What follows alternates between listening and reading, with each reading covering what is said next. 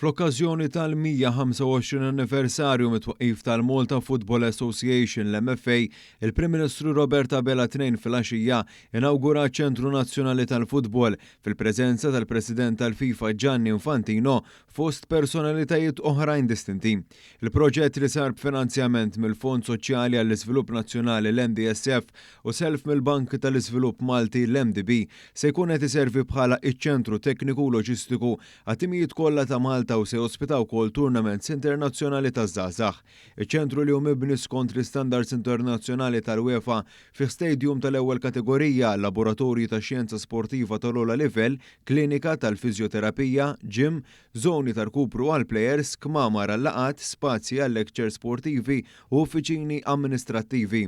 Fid-diskors tiegħu il-Prim Ministru nnota s-sinifikat ta' dan l-investiment ta' xejn anqas minn 13 miljun euro bħala vot b'saħħtu ta' fiduċja fil-futbol Malti.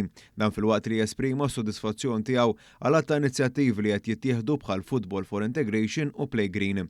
Dr. Abela rifletta wkoll fuq il-mixja tal-futbol f'Malta mit-twaqqif tal-MFA sal-lum hekk ifakkar f'kisbiet importanti inkluż l-inawgurazzjoni tal-Istadium Nazzjonali fi snin 80 u l-kisba riċenti ta' Hamrun Spartans bħala l-ewwel klabb Malti li kwalifika għal fażi tal-kampjonat ta' kompetizzjoni Ewropea.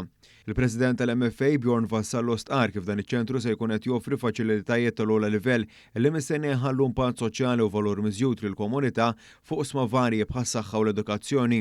Sa dan it-tant il-President tal-FIFA Gianni Infantino għalli hu onorati li kien parteċipi f'din l-inawgurazzjoni hekk kif dan iċ-ċentru u l-frott tal-ħidma u dedikazzjoni ta' kull min għandu għal qalbu il-futbol f'Malta.